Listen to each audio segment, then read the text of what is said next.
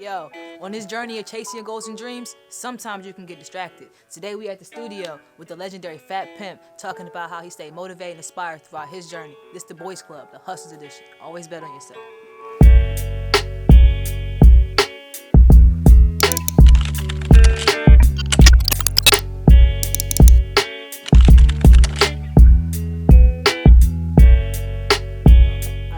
First of all, I want to thank you, you know what I'm saying, for choosing and deciding to be a part of this experience. From the moment I started my brand, you've always been supportive from day one. You never flaked. You pick up the phone when I call, rather it's for advice or rather it's for, you know what I'm saying, asking you for anything. You know what I'm saying? You always came through. So I appreciate you for doing that from the bottom of my heart. This is Fat Pimp. If anybody don't know who this is a Dallas legend right here, you know what I'm saying, stepping into the Boys Club. Yeah. So my first question I'm going to ask you is, right. How have you been able to, you know, reinvent yourself throughout these years? You know what I'm saying? You started with the Rag Daddy, and what you're doing now with the Art of Ratchet, it is so different than the Rag Daddy. So how have you, you know, reinvented yourself throughout these years? OnlyFans, man. Just left rap alone, just start focused on the OnlyFans. Yeah. Nah, man. Nah, real talk, man. I'm gonna tell you what I do. First of all, I'm a producer first. Mm-hmm. That's number one, which means that when you're a producer, your mind is always going. I'm a creative. When I'm in the studio, I don't look at, oh man, I need to make another Rag Daddy, I need to make another Roll Me Up. None of that. I just say, you know what? However I'm feeling that day, whichever way my energy takes me, I go in the studio and I make that type of record. I just stay focused on the craft of making music. I love hip hop. I love everything about hip hop. Yeah. And I think that for me, what keeps me going is the kids. See, I got an 11-year-old, man, and I play my music for him. If he's bobbing his head, I'm like, all right, cool, I got a chance. But if he's just sitting there kind of like in the daze, I'm like, next song. Okay, cool. For sure. That's smart. That's a good way to think of it, you know what I'm saying? So, okay, so I say you got a kid. So how have you stayed inspired? Are your kids like your inspiration throughout the drought? Because, you know, drought going to come no matter what. There's always going to be a drought. How do you stay inspired throughout the drought, you know? In all honesty, I went through a depression, bro. Like 2000, probably like 2019, 21. I was depressed, man. I thought it was over with. Yeah. Because nothing was hitting. No matter what record I was dropping, it wasn't hitting. Nobody was dealing with it. Like majority of the Dallas DJs gave up on me. Yeah. Shout out to my wife though. She wouldn't let me quit. She kept me going, taking me to the studio. Cause she don't like me recording at home. She like me actually being in the studio with other artists. Yeah. And she just kept pushing me. My manager, Derek McKinney, out of Houston, he's somebody that keeps me going. Then my group member, Tim Ned, man, they keep me focused on the prize. They keep letting me know, like, hey, it ain't over yet. Yeah. We got a goal. We got a goal at the end of this tunnel. And that's the three people that really keep me motivated and keep me going, because it's hard when you've had success. I remember first time I hit the radio. I remember first time I hit the billboards. First time I was on TV, satellite radio. You remember all those.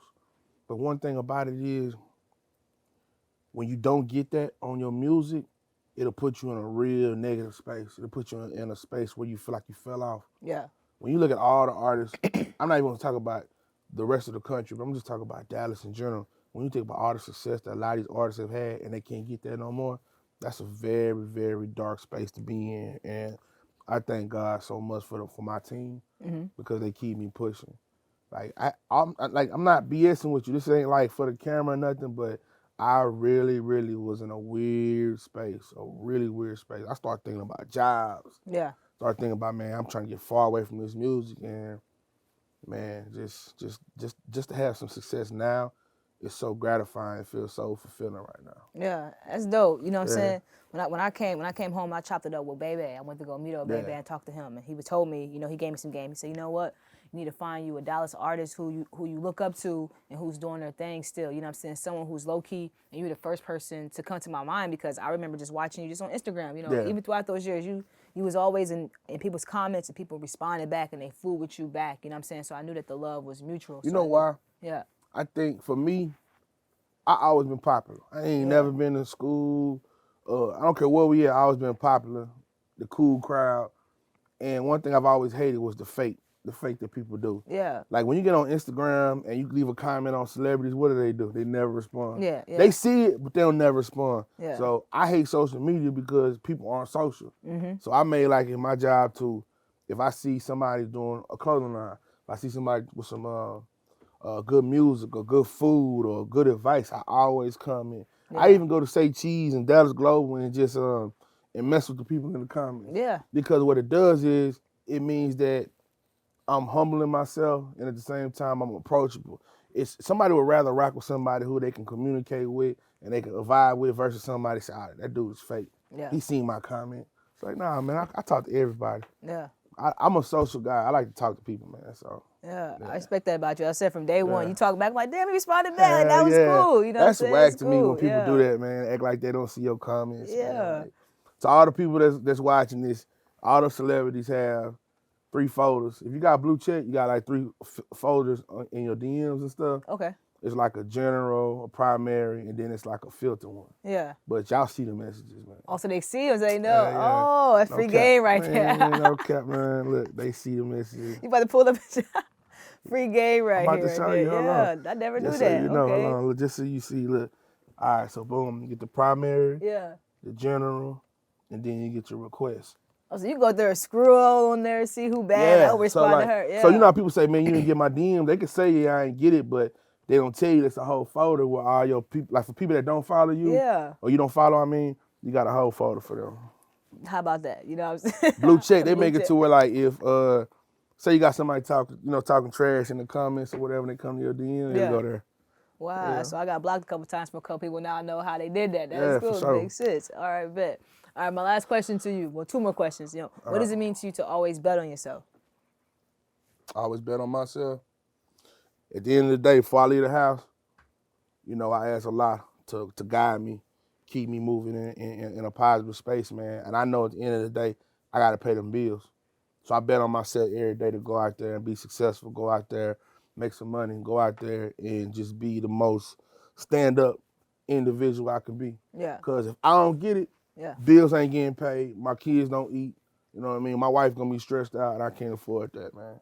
Yeah. I'm like the last hope in the family, you know what I mean? Yeah, so I gotta go get it, man. The pressure's on your back, so you can't crumble. You know what I'm saying? I ain't gonna crumble. Nah. I might have some bumps in the road, but we ain't gonna crumble. Yeah. Black man is one of the most strongest individuals, man. We don't fold under pressure. I heard y'all don't cheat either. That's what. I don't even know what cheating is, man. I live a whole different lifestyle, man. So I have no reason to cheat, man. We move how we move, man. Facts. Yeah. Let me ask you a question. Okay. What's that? So what's your favorite song that you go to? Your go-to song? You know what I'm saying? When you on your grind, when you on your hustle, when you chasing your paper.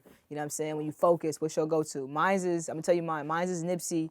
Nipsey it's called Blueprint. It's featuring him and Dave East. That's my shit. That's my go-to when I'm on Nip, it. man. Yeah, for sure. Mine is probably Neon Lights by Kevin Gates. Neon Lights, okay. I'm gonna tell y'all something. Kevin Gates is like I used to be a diehard Boosie fan. Mm-hmm. I listened to Boosie every single day for years, man. And when he went to prison and he dropped that project from prison, I ain't really fool with as much, but I got introduced to Kevin Gates, man. Kevin Gates, he talked to my soul, man. It's like the void that I had when Boosie quit making that ratchet music and Gates came around, Gates talked to my soul. When I hear Neon Lights, man, it's just something about it, man. Neon Lights. Something about it, man, yeah.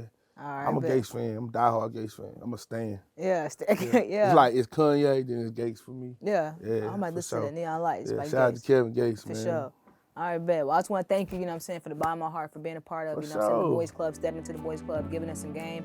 I appreciate all the game you've given me throughout these years, you know what I'm saying. I pray that we continue to move forward with our relationship, and, you know what I'm saying, continue to build. I appreciate you, no doubt. Always bet on yourself. It's the Boys Club.